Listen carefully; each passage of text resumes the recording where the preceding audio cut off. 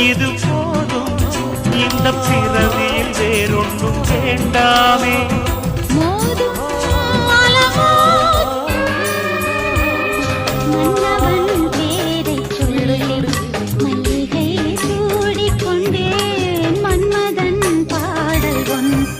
இவனுக்கு ஒரு சீட் எடுத்து பாருங்க ஐயா, வெறும் பொய்யா சொல்லிக்கிட்டு தெரியலாம். இவருக்கெல்லாம் சீட் எடுத்து பார்க்க வேண்டிய அவசியம் இல்ல, முகரையை பார்த்தாலே சொல்லிடுவேன்.